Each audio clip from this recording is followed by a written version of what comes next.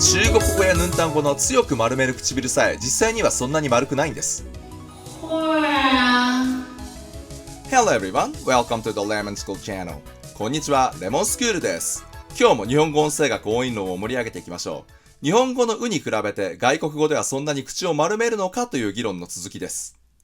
これまでの動画で音声学では日本語のうは韓国語の非遠心母音みたいに唇を横に開くわけではないけど、英語とかと比べて唇の丸めが弱いから非遠心という位置づけにしてますが、それはあくまでイメージで、実際には英語も全然唇を丸めてないというか、唇の動きは日本語と同じようにあくまで最低限に抑えて楽をしているという話をしました。人間は楽をした生き物ですからね。日本語の発音だけがそんなに単純だっていうことはありえなくて、どの言語も同じくらい単純だっていうことです。でも、英語や日本語は単語を区別するために唇の丸めをあんまり使わない言語だから、もっと唇の丸めで単語を区別する言語を見ないとダメだと思うかもしれません。じゃあ、丸めないと丸めるの区別がある中国語、あと丸めない、丸める A、丸める B、っていう2種類の丸め方があるヌンタン語を見てみることにしましょう。まずはっきり発音した中国語の母音です。2つ目の方は唇を丸めたいみたいな感じです。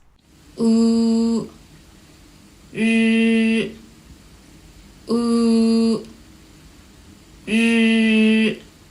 こういう風に唇と唇の間で摩擦が起きるくらいに唇の距離が近いですよね。だから第1回で話した6種類の動きだとこれですよね。縦の動きは唇を狭めるタイプです。あともう一つこっち。こっちはそこまで摩擦は聞こえないですけど、やっぱり狭めがある方に近いんじゃないかなと思います。じゃあ普通に喋ると本当にそこまで丸めるのかを見てみましょう。下雨了，下雨了，下雨。確かに唇と唇を近づけてはいるけど、単独で発音した時みたいな唇と唇の摩擦は聞こえないですよね。しかも唇の端っこの口角をほぼ狭めてないですよね。ほぼ丸めを作ってないですよね。これは前の動画で説明した英語と一緒ですよね。日本語で例えるなら、和行をわってはっきり発音するんじゃなくて、やる気なくわっていう程度ですよね。ちょっと丸まってるかなぐらいの程度です。もう一つ。忽然看到一条虫子。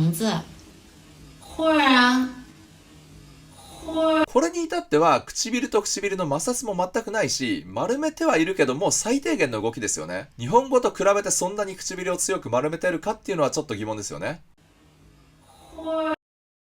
丸める丸めないの区別がある言語でさえ実際はこの程度なんですよ。それでは今度は丸めるのに2種類の区別があるヌンタン語を見てみましょう。第1話の動画でもやったんですけど、こういう風に唇を狭めるか狭めないかの区別です。つこ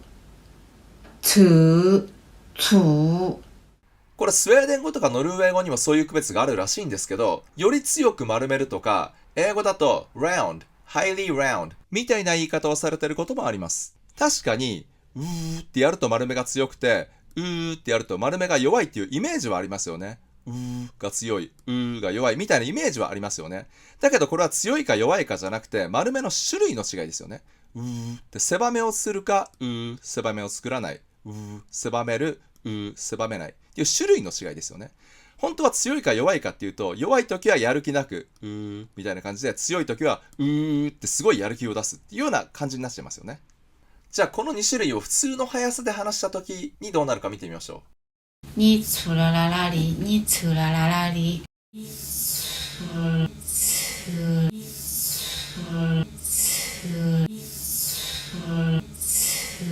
面白いのがこの唇を狭める方です。唇を狭めないと単語の意味が変わっちゃうので、狭めるのは必須なんですけど、そのやり方が最低限の労力なんですよ。イメージとしては、日本語のふを発音してみてください。ただし、ふってはっきり発音するんじゃなくて、やる気なく、ふっていう感じです。ほとんど丸めてないですよね。それに、つの子音をつけてください。つ。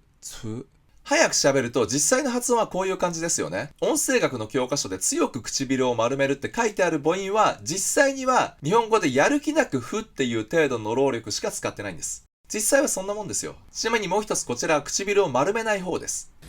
你的自行车来哪里？你的自だから本当に日本語のうに比べて外国語のうは唇を強く丸めるのかっていうと非常に疑問ですよね。そもそもそんな大変な口の動きをしてたら効率が悪いじゃないですか。コスパが悪いんですよ。コストパフォーマンス。人間はそんな効率の悪いことはしないんですよ。ところで2種類の丸めがある言語だと、さっきも言ったようにスウェーデン語とかノルウェー語があって、そっちの方がヌンタン語より馴染みがある人が多いかもしれませんけど、残念ながら僕はスウェーデン語とかノルウェー語とか全く習ったことはないし、ネイティブスピーカーの知り合いもいないんですよね。自分で YouTube でこれらの言語の発音の動画とかを見たり、音声学の教科書で見た程度の知識しかないんですよ。でもヌンタン語には家族にネイティブがいるので、アクセスしやすいので、皆さんには馴染みがないと思うんですけど、ヌンタン語を使いました。ただ、音声学の教科書のこれらの言語の発音記号を見ると、やっぱり現在の発音記号に限界を感じるんですよね。例えば、ノルウェー語の、僕はちょっとノルウェー語わかんないですけど、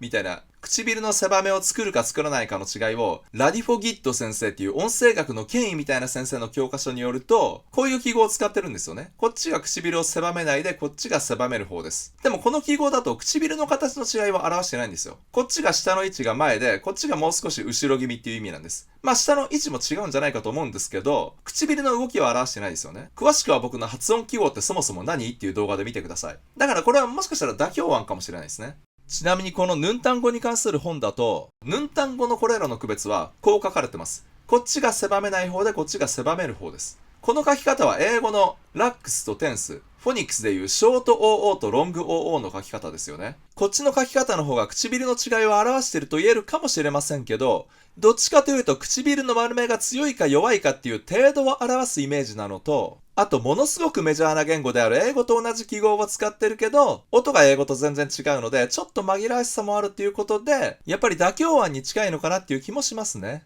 ちなみに今思いついたんですけど、この両唇摩擦音に唇を丸めるっていう小さい W の記号をつけて、本来はこれは子音の記号だけど母音の役割をしますよっていうこの小さい記号、この音節主音の記号っていうんですけど、これをつけるっていうのはどうかなと思います。この唇を狭める方の音に。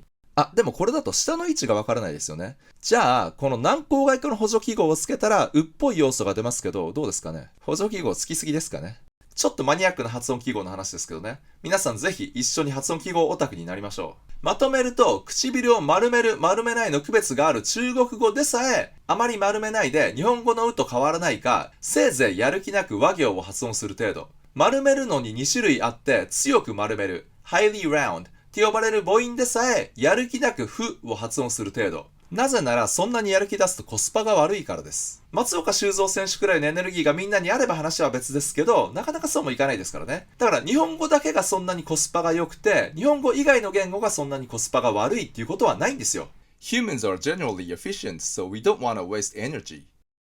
につらららり、につらららり。この動画が少しでも面白いと思っていただいたら、いいねを押してチャンネル登録よろしくお願いします。